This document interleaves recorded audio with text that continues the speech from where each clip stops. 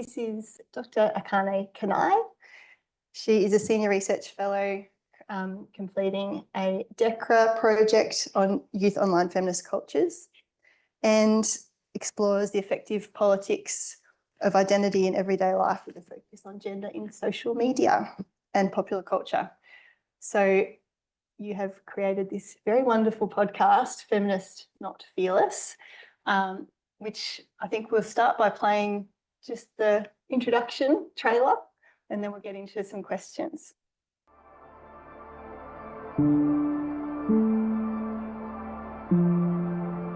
Feminism has been at the forefront of public conversation and the online culture wars for some time. It's an intense learning curve for young people who've grown up with the internet. I feel like I've been a feminist since I was like 3 or something.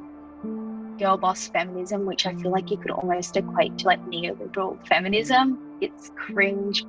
We're so bombarded with information, like there is just so much information.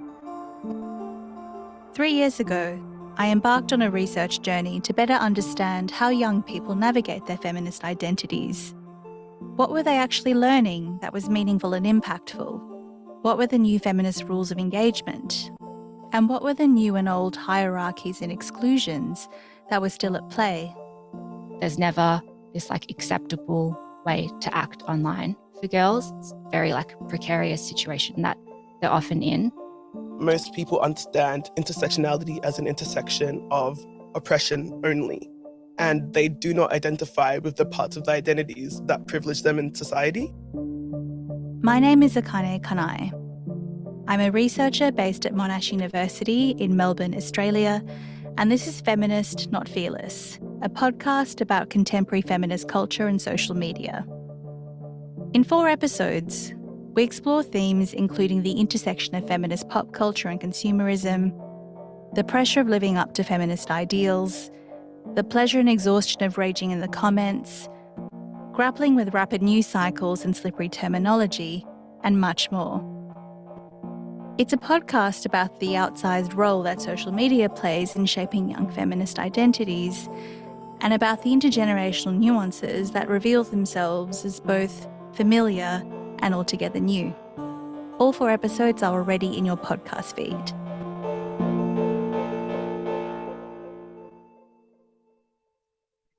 And the podcast is available wherever you get your podcasts, as they say on podcasts, Spotify, Apple, and there's a link in the Eventbrite for those who would like to listen to it. I really strongly recommend it. So thank you so much for coming and telling us about your podcast and your project, Akane. So I've known Akane for I think about 10 years now, since we were both PhD students and when you were employed here at University of Newcastle and doing some projects which I guess became pilots in some ways to the broader DECRA project that your podcast is based on. So you have some real feminist roots in Newcastle, I know, so it's a real privilege to have you come and talk to us about your work. So I've got some questions. I'd love to hear some more about the background, but we'll also have hopefully quite a bit of time for us to have a conversation in the room and for you to ask questions, and on Zoom, if you'd like to put any questions you have in the chat, we'll ask them here in the room. So I want to start by just asking you why you wanted to make a podcast. Well, first off, I also want to say thank you so much for having me. And it really was, I think, at Newcastle where I first started really wanting to explore what feminism meant in an everyday sense for feminists, given that there'd been this huge rise in, visibility of feminism around that time. So I was working in Newcastle, I guess it was 2016, 2017.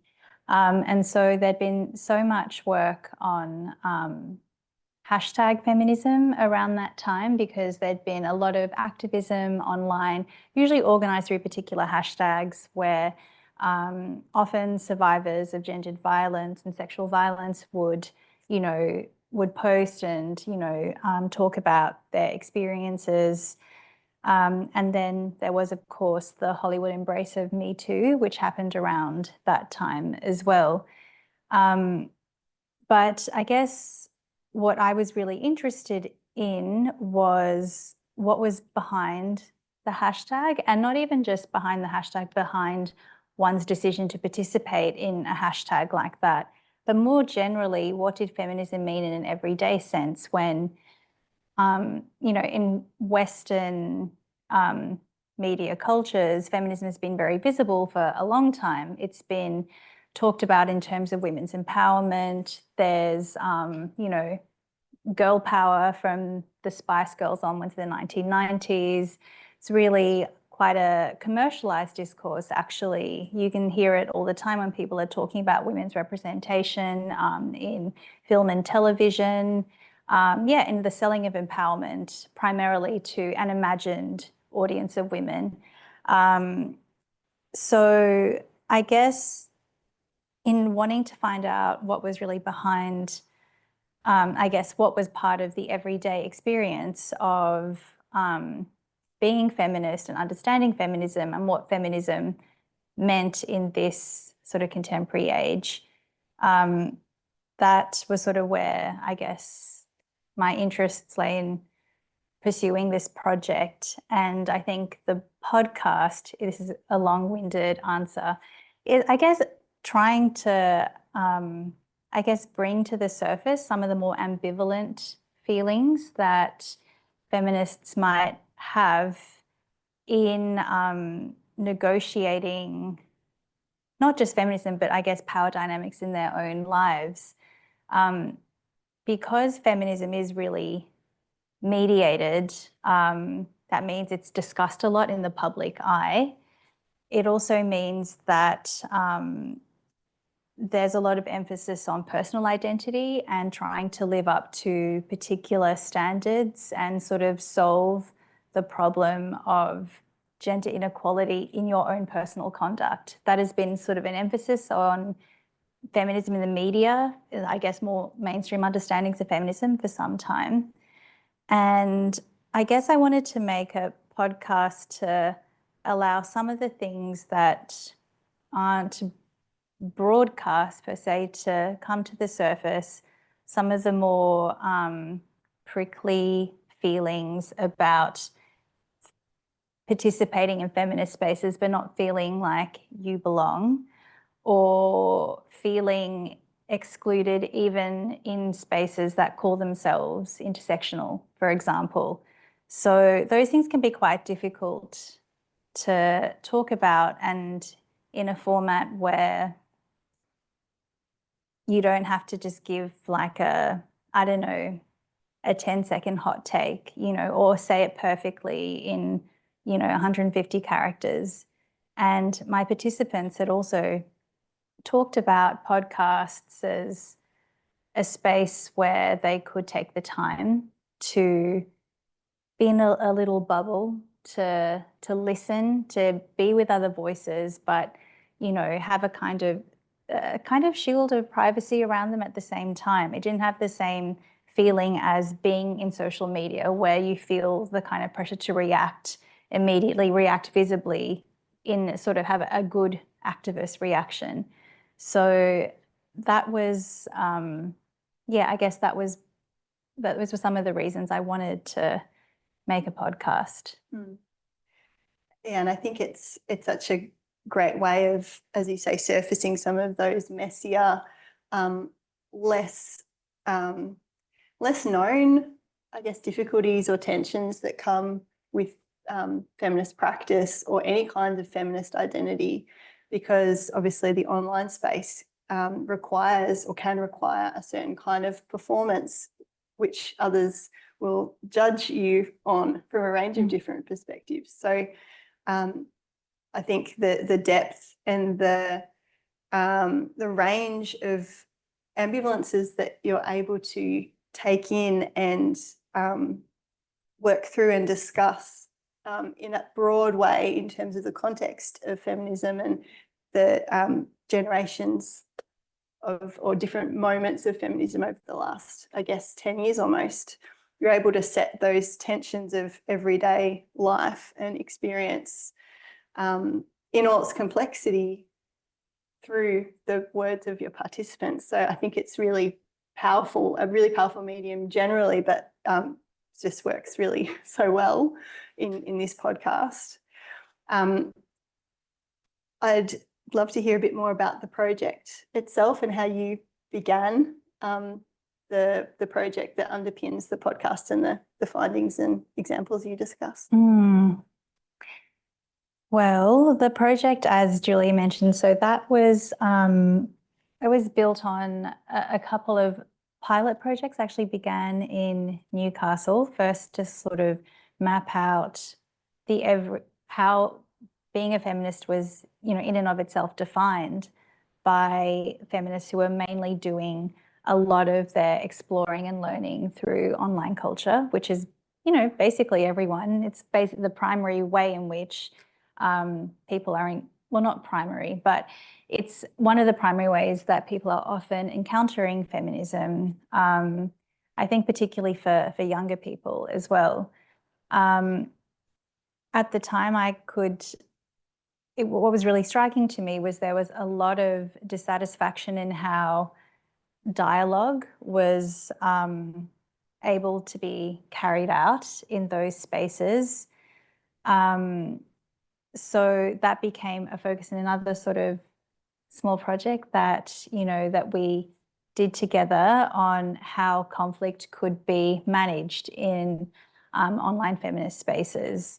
And, based on that, I really felt that there was a need to understand more broadly, I guess, do a larger project on how young feminists were learning about feminism through online spaces and how they were using it in their lives. What was the actual sort of everyday impact of that feminism, and leaving it really open-ended, because there'd been a lot of different research on how, feminism could potentially influence so many different aspects of one's life, from consumption to the choice of the kind of jobs you wanted to do to how you understood like power in your own sort of intimate relationships.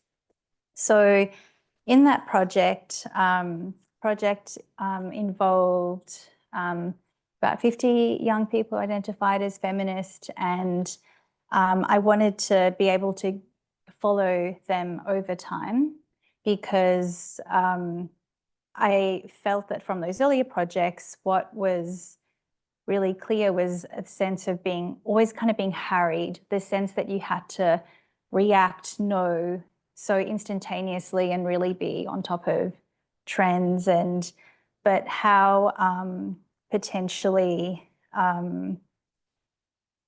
the stakes, I guess, the really high stakes of being online, feeling you could be judged as really fundamentally wrong or problematic or whatever from kind of just one particular glimpse or one post or that kind of thing. There was this real sense that we kind of uncovered in those first projects.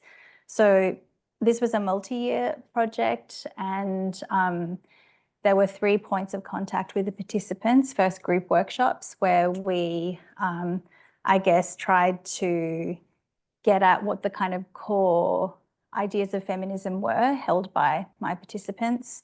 And then there were 2 follow-up interviews, which are one-on-one, because it can be quite difficult to say what you feel in a group context, as we know. And it gave a better sense of my participants' individual biographies. So those were those 3 points over time.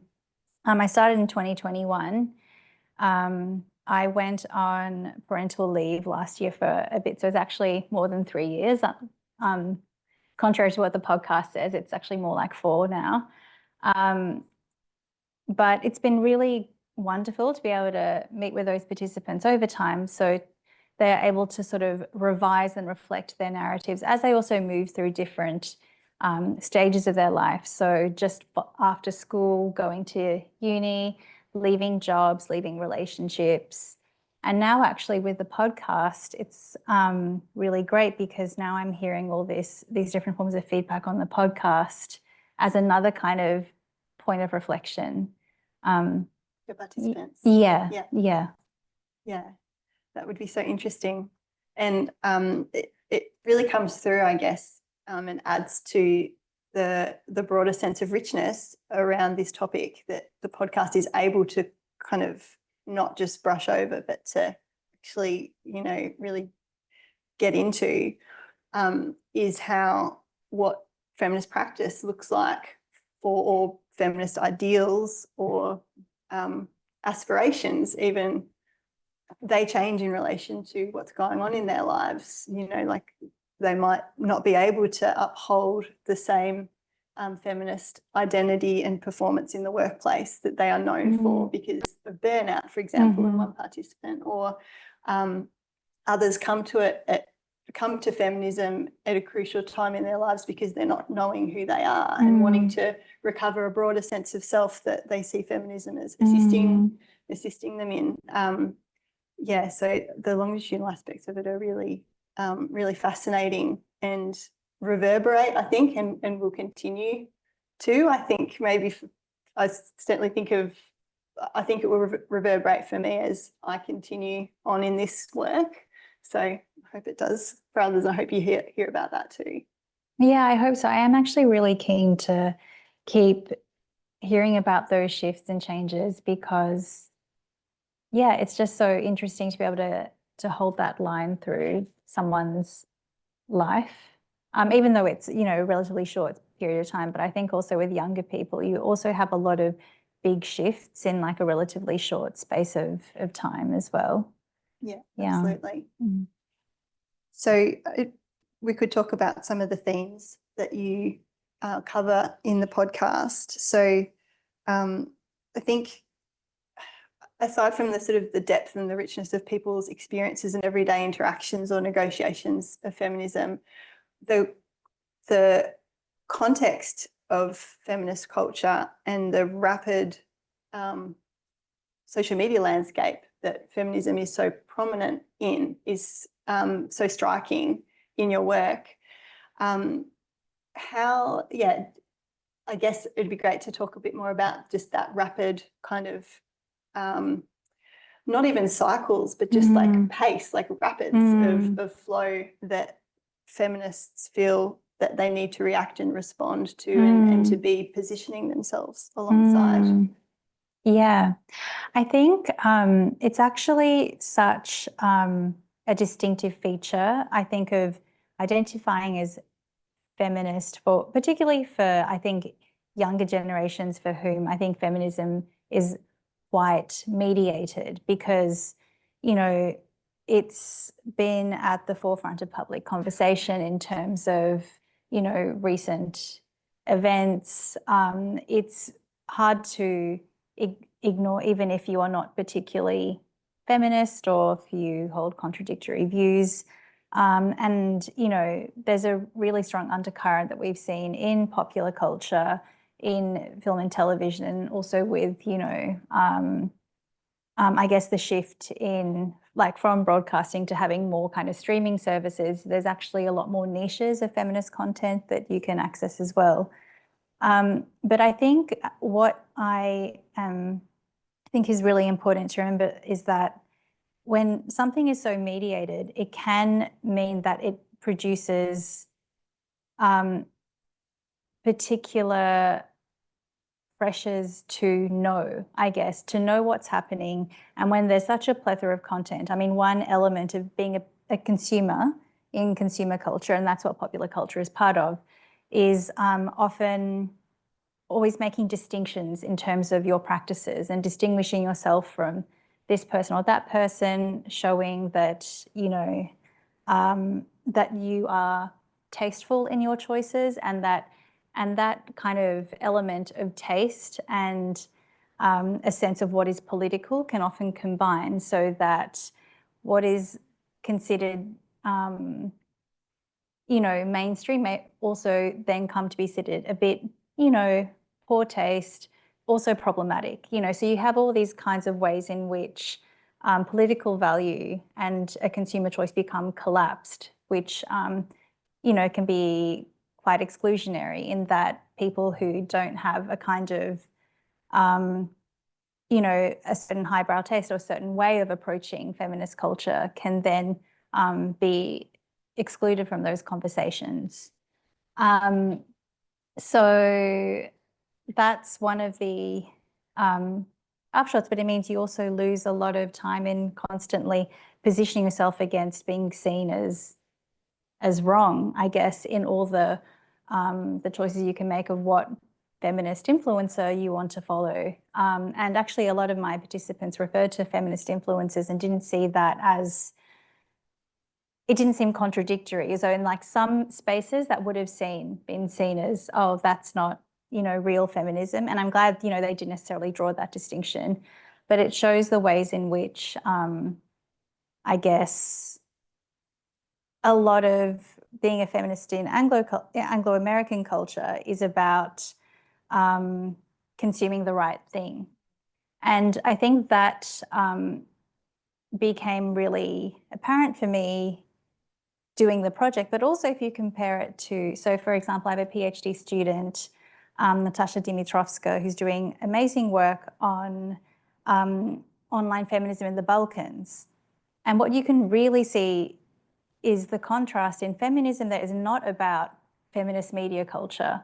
It's not about, was Lena Dunham actually feminist? That's a really millennial reference, so it might not actually land with everyone here, but you know, is this person the most, it's, the online sphere is about negotiating safety and like negotiating violence that extends from the physical lived life into the online sphere. It's experienced very directly.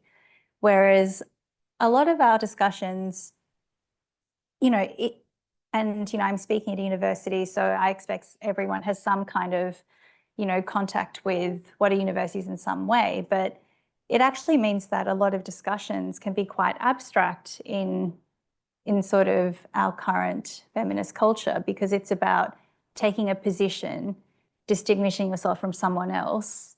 And, you know, they don't necessarily always map on to actual everyday life. Yeah. Yeah. Exactly. And there's that tension between that, the rapid flow and the negotiation of taste and distinction through consumption that the social media and like online feminist spaces, which can be such great learning spaces and points and provide such opportunities for solidarities and learning as your work discusses. But at the same time, there just feels like, and listening to podcasts, I think gives a great sense of holding both things at the same time, right? Is to be able to hear someone speak about the ambiguities and vulnerabilities in their life and ways that they feel like they're not able to uphold a particular standard that they might see idealized in relation to feminist performance online.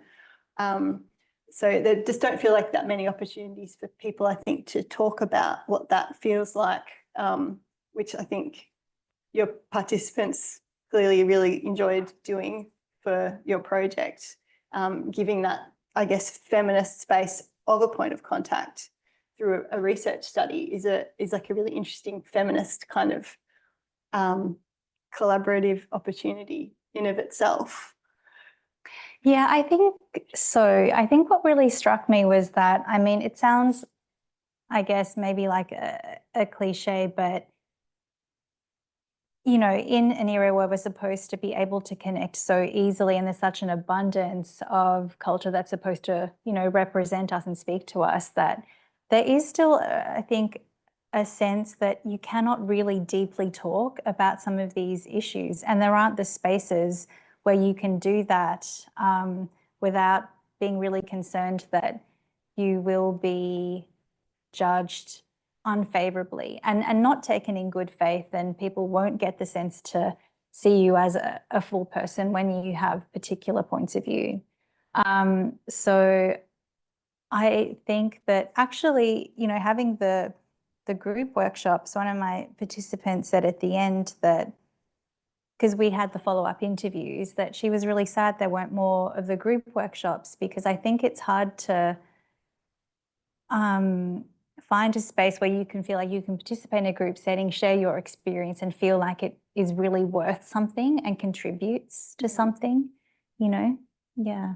I thought it was interesting too that, one of your participants spoke about like having a discussion in like a gender or feminism course at university if they're studying something like that, providing a space to be able to have ideas sort of validated in that group setting. That struck me as obviously as a feminist educator and researcher. That's always what you hope for. So maybe that's also a good space for feminist, discussions and continuations in this otherwise quite bifurcated space. I think so. I mean, I think it's so hard to find a space that is actively steered, that small, where there's someone who will really actively listen and try to help discussion flow. Because I guess a lot of, for example, that participant who I think you hear in episode 1, they'd been they were on Twitter, and then, they'd been in Facebook groups, but obviously no one's paid to moderate a Facebook group. And that's like a more general feature of the privatization of public space. There's no space where, you can, where there's a sense that the moderators control, but they're not actually paid, to do that work. So any kind of person that might need a bit more explanation is too much work, essentially. And that really struck me. Also, someone who teaches and, in a classroom, you really try to not have that kind of dynamic. So people can feel free to participate, but in the sort of the scale of social media, that's often difficult to find those kinds of, the time and the person with resources who's able to do that. Yeah, absolutely. And I guess the other dimension that's so interesting is the shifts over time and the kind of different spikes of intensity of kind of feminist engagement, but not just, I guess, people being engaged one-on-one, but that kind of cultural shift where feminism has become quite prominent. So yes, it'd be great to hear about, I guess, as someone who studied this for some time now, the shifts that you've seen happen and the different, I guess, implications that might be having for people like your participants who are kind of drawn in intensive moments.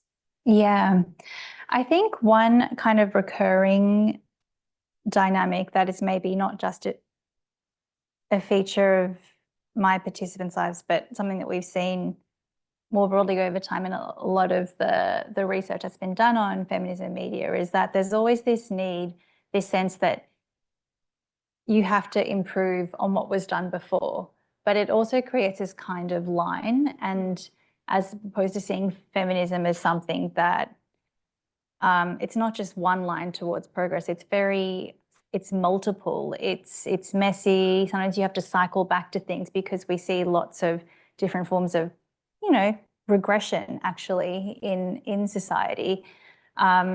So for my participants, for example, sometimes that was expressed as the girl boss moment that then passed. And, that's the theme of episode 2 where, and I remember reading so much stuff around, as in research on this, when Beyonce did that concert and was illuminated. Actually, I do realize that Beyonce is mentioned quite a bit in the podcast and actually really like her music. And I hope that I don't mean to use her as to be critical of the kind of work she does. It's just that she's really well known. So she exemplifies a lot of things. But, participants would refer to that moment and saying, oh, that was the moment that neoliberal feminism, a kind of very superficial capitalist feminism, really took off, this emphasis on leadership, At the same time, I mean, so some of those participants who wanted to dismiss that kind of version of feminism, say they need to move beyond that. They were the ones in their own lives through who had passed through institutions that so strongly positioned them as leaders and said, you have to be a leader, you have to be a girl leader, and you have to make things better. You are the future, you know. So there was the question of how do you aspire to do that when, if you always have to say that the girl boss moment is past, maybe it didn't offer the vision of leadership that you wanted, but just to say that that's gone and it's outdated and it's not good enough, there's kind of a question of, well, what do we need that fills that space, that actually speaks to the pressures that a lot of the young feminists I spoke to were experiencing in their lives. And also then the disappointment when they actually, you know, a lot of those young feminists who were positioned as leaders were, you know, positioned as leaders through school and through university, where those, the narratives of young leadership are really strong, you know, but then when they went into the workforce and to really not be considered leaders, that was also pretty deflating, you know, when they realized that actually a lot of young people actually aren't listened to when they're in a workplace. So, yeah. One of the things that really struck me too in that listening to the podcast was, I guess, around the broader notions that are kind of underneath the surface with these different moments or trends, and maybe what feminine subjectivity has in common over time is always needing to define yourself against or defend yourself against being a bad woman. Yeah. That's, I think, such a strong point, an important one that is not really discussed in terms of the background going on here. Yeah. Yes, for sure. I think that, yeah, and I think the closer that your own identity was to the potential of being a good woman, I think the more anxious that you could be around it. I think if your identity was a bit more removed from that, you know, and if you think about differences of class, race, and also, you know, different gender identities, maybe that didn't feel as pressing, I guess, for different participants. But for sure, I think there is definitely movement where you can see historical attributes of what made a good woman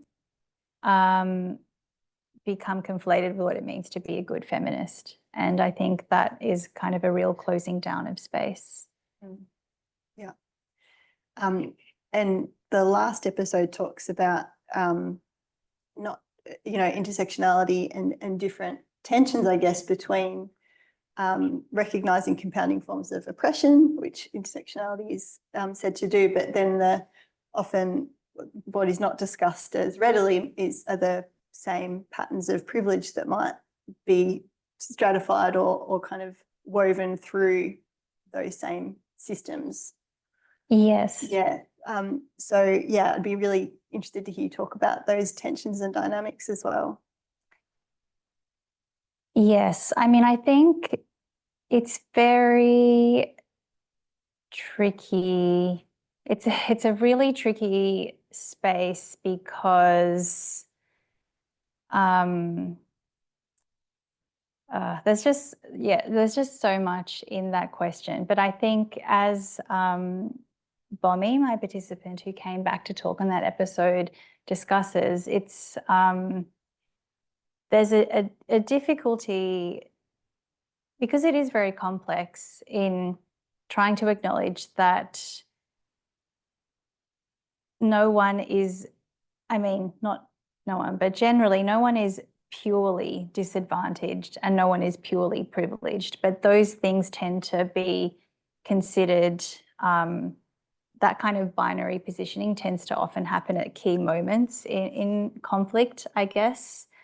And then so there's a kind of real simplifying, even I think a trend of simplifying as intersectionality becomes more popular, because actually you realize that, you know, if it's interpreted as bringing so many different attributes into play together, people need to cut through the complexity and simplify it in really binary terms. The other element, I guess, that I would touch on is that as intersectionality circulates, and my position is not that you necessarily have to have, you know, gone to the source in terms of reading Kimberly Crenshaw, because actually in terms of the scholarship, it's beyond Crenshaw as one figurehead in any case. But the way it circulates, it's often incorporated into ready-made metaphors of inclusion. And inclusion as a metaphor tends to privilege people who are privileged, because it positions them as the people who can make change, who get kudos for being nice, for including, and it reinforces the relation of host and grateful guest, essentially. So that's, I guess, another of those dynamics that Bomi, I think, was really talking about in that episode. Yeah. And I think the way that you sort of negotiate these themes, which are really complicated, messy, contentious, fraught, all those words we often use to describe feminism, I think the way you're able to deal with these issues in depth is such a strength. So just maybe one last question for me before we have more of a general conversation, but where do you see, how do you see things progressing in this space in terms of feminist identifying and performing, negotiating in the future? Well, one thing that I saw from my participants over time was actually a lot of them were withdrawing from social media a lot, or at least being really careful with how they went in. And not to say that they would ever be completely eliminated from their lives, and not to say that they should do that, or, you know, but that was just a movement that I saw because people were searching for other ways to have discussions and have connections. So I thought that was really interesting. But I think for the sort of near future, I guess, there's going to be, I think, a lot of that question of how to do feminism is going to still be so central, and, you know, grappling with I guess, the inwards turn of feminism, you know, evaluating the self in terms of your practices, seeing if you measure up, and how to kind of connect that to sort of broader practices as opposed to having this really punitive self-surveillance. I think that will be an ongoing question for some time. Yes, well, I think it would be great to have a broader conversation now and have the opportunity to ask Akane any questions you would like to. So do we have many in the chat, or should we start in the room? We can start in the room. Yeah. Sorry, we can start on the chat. Okay. Just so remember in the room that we need to talk in the mic so people online can hear us. So I'll ask the question here and you can answer that, and maybe I can go around to people ask questions here. So Cade has asked the question. Hi Akane, I'm really looking forward to the podcast. So much has changed in social media since you initially started the research. For example, the change in ownership of Twitter, which seemingly shifted the audience on the platform and the ways people can actually use that space. Also thinking of the rise of things like TikTok and algorithms, which really kicked off shortly after your initial research. So did this change the way your participants engage with feminism online as you follow them over time? I guess my participants were using Twitter. I just can't call it X. I think that's maybe a common feature of so many people. But they were using Twitter just to kind of inform themselves, not being super active. I don't have any formal, I guess, data on if they've left Twitter as much, but I would probably think that's the case in terms of what the general movement. With TikTok, that was, I guess my participants were using TikTok from the outset in this project. I think there was a really mixed sense of what TikTok could do, because on the one hand, it can really, you find your corner of TikTok, and it was really felt like the algorithm was so specific in molding what you would find and what you do. I mean, that's obviously a case of many different platforms. But, one participant at the time felt it was so enriching and intellectual because it helped pinpoint this really kind of anti-colonial, queer corner of TikTok where they were really always sharing ideas and kind of theorizing in this way where they, it felt very oral in the way that they were actually talking with the comments and just dropping in their ideas, and that felt very alive. But for others who weren't, who didn't access that, it felt, like a bin fire. So, that was a really different, experience of that. But I would say overall, there's a lot that's changed in social media. I think maybe the more explicit, I think that's been there for some time, but the really explicit kind of misogyny that's so easily accessible now is perhaps a feature of it. But I think those themes there are some things that remain pretty constant about how people have navigated these spaces.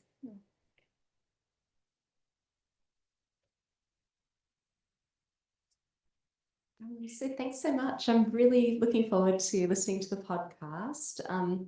So I have a relatively straightforward question. I'm just wondering, working with your participants, is there anything that they kind of said or expressed that surprised you, and anything that challenged your own feminism or your own perspective, I suppose?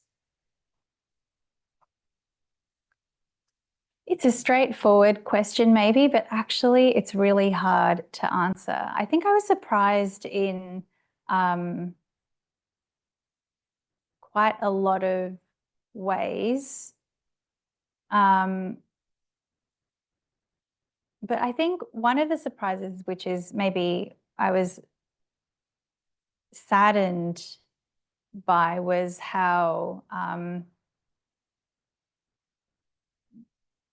I felt that some of them who had initially felt really connected to feminism, they discovered feminism, they felt that was a way to recast their relationships and see themselves in a different light, then started feeling more confused by the things that they were then reading, because then it introduced another level of complexity and this other sense of, well, what am I supposed to do now? Is this right? Is this good? Am I doing the right thing? So that was one thing that surprised me and I found really interesting. I guess one thing that, in terms of my own connections to them, was sometimes I just felt so lucky to be an academic, because you feel so, you really, I guess, have a buffer in terms of knowing that there's so much. Trish is maybe disagreeing with that. I was seeing Trish's face. But, a bit of a buffer in that that there's a lot of contestation of ideas, and, there's not just, and that knowledge is not just about correction and finding the right path, ultimately, at least in, social sciences and humanities. And so I felt that has been so helpful to me in my own engagements, but also feeling the resonances of, it's not that I was completely removed from how my participants would feel. Like, often it is very anxiety invoking to be known as a feminist person,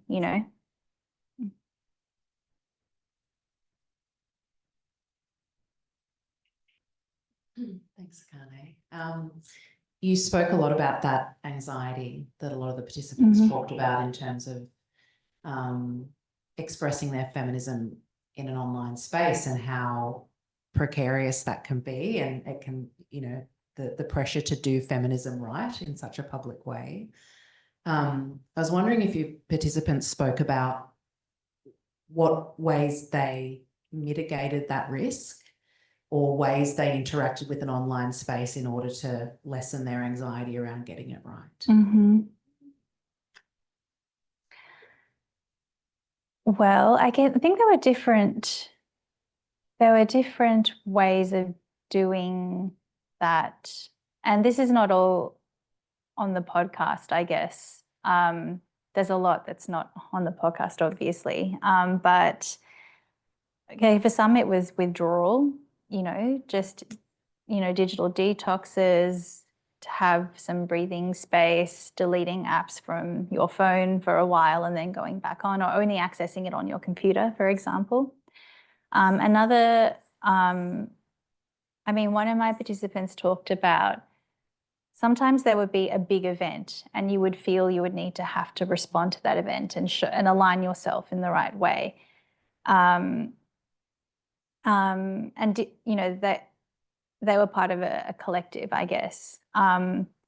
So sometimes what they would do would be to just pause and wait to see how others responded. So you didn't have to, throw yourself in the firing line, so to speak. But then that was also a little bit worrying, because then you would think, am I being an authentic person? Is this actually an authentic response on my part to wait and see how others, respond? But I think a lot of it was just about trying to slow down the tempo, I guess. Slow down the speed of response and removing yourself from the immediate context, I guess.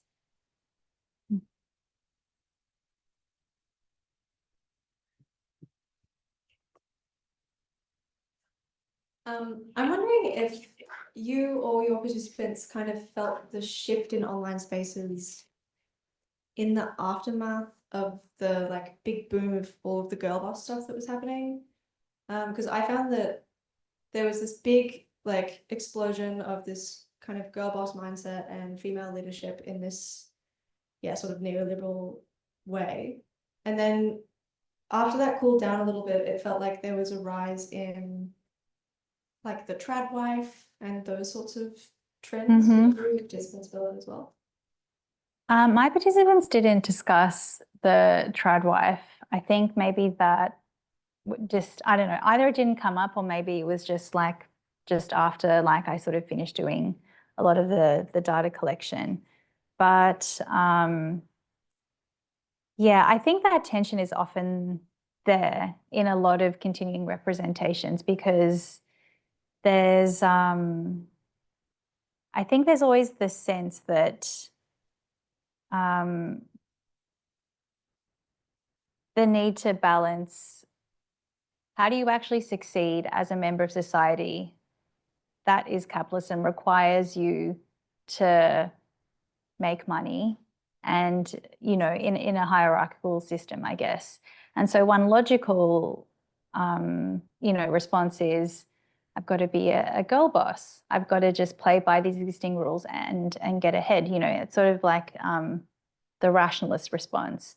And then there's the more, I don't know, I guess you got a romantic response, the sense that you could just retreat and be in this protected domain where you would be, for women, for certain kinds of women, be valued for who you are in your feminine skills. Obviously, this doesn't correspond to many women, but you can understand how that kind of emerges as both as responses to kind of a certain problem, I guess, is that there's not really a space for the valuation of kind of the work of care and all of these other things that I think feminists have talked about. I'm not sure that answers your question, actually, but I think those kinds of tensions have been a part of it at some time, but weren't touched on explicitly by my participants. Yeah. Feels a little bit too like the sorts of cycles, the wrong word, but sort of the oscillations maybe of corrections around backlash, for example. That's a sort of slight sense I have with the trad wife, sort of almost Yeah. anti-response, but still using some of the same feminist coded language. It's a really complex thing to think about. Actually, that makes me think of when, you know, when my participants, this is in episode, is it in episode 2? Yeah, it's in episode 2 where she talks about that girl. And I think it's that girl is not the trad wife, but there is this sense of dreaminess, of serenity, of never being really pushed, of living a kind of floaty life, which is actually which contrasts really with what people are actually asked to do. They're asked to work more and more and monetize more and more of your time, you know. But I think that could have been seen as sort of touching on some of those, those tensions there. Akane, I just want to say congratulations. Like, what a fantastic achievement to have come up with this beautiful podcast. It's really exciting, and exciting that you're taking academic work into the popular culture that you're studying. So that's super, I don't know, exciting for the rest of us watching on and wanting to see this, you know, translate into the real world. My question is about the title. What does Feminist not Fearless kind of evoke for you, and what's it trying to do?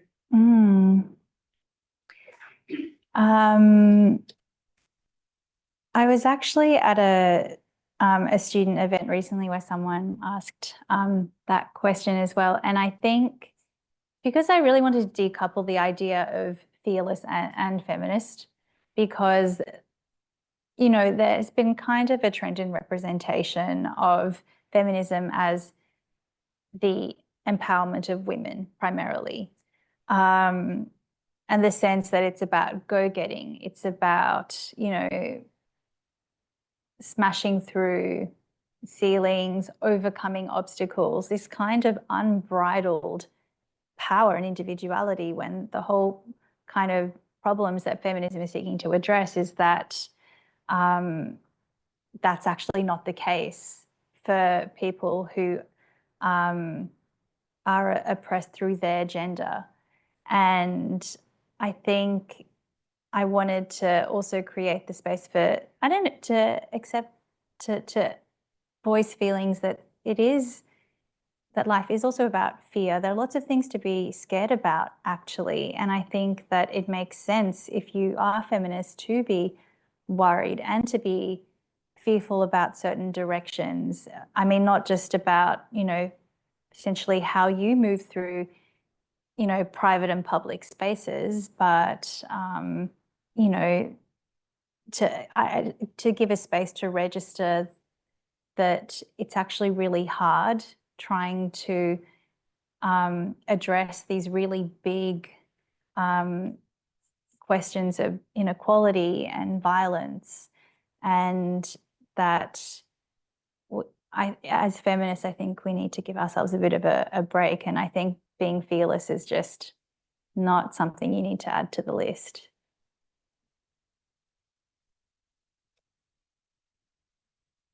Hi, sorry if I'm a bit worried about this question. This is my personal question. So how do I know if I'm a feminist, and then how to be a feminist? Yeah. So that's my personal question. I'm a bit curious about it. Thank you. Yeah. I mean, do you feel that you're a feminist? Kinda. Yeah. But I'm not sure, because a lot of people, am I really feminist? Because I don't get it, honestly. I'm so sorry. Just I keep questioning myself, am I really feminist or not? So maybe you can explain it to me so I can understand it more deeply. Thank you. Yeah. Well, I think you have to feel that it's right for you to do that, because it's just, I mean, it's a very meaningful word, I think, but it doesn't have to be all about this one word, I guess, as well, because it's gathered so many different meanings from different domains of life, and, you know, and lots of people would define it really differently. I think generally I think feminism, it's a project about social justice, and it obviously focuses on gender as one of the ways in which that inequality is sustained in the world. So I think as long as there's, there's a general commitment to addressing, inequality, not just as a personal issue, but as a general social issue, then I think that is a really feminist commitment. And sometimes you don't need to actually say something's feminist to do something feminist. A lot of things are done under the surface, and sometimes I think there's a bit of preoccupation with having to say the word in and of itself. Yeah, because sometimes people will take up the word because it gives them kind of a bit of credibility in a particular space, but it doesn't mean that what they do has those social justice intentions. So I think that's a really, so having that overall general commitment, I think, is really good. And then, if there's I think, well, have a listen to the podcast and see what you think. There's different links as well to the different people that speak on it, and yeah, that might give you, I don't know, some interesting paths to look at, but no pressure. Yeah. We'll finish it up in a second, but I just again wanted to pick up maybe on one last thing, and that is to say, I was thinking through the last points you're making and your question about recognising how much effort it takes to care and to be any kind of activist, right? Particularly a feminist, a public feminist, or one out in the world, or commenting and making the posts and, agitating for change and trying to make the world a better place. It comes from a deep place of care, which then involves a lot of work and emotional work, vulnerability, huge amount of emotion and turmoil. So I think it's so, I actually found it really quite moving listening to your podcast to hear some of those deep things articulated in such a rich way. So just to say thank you for your work overall. Your podcast is erudite and wise and warm and articulate and really generous. So thank you so much for your work, and thanks for being here. Oh, thank you. Thank you everyone for having me.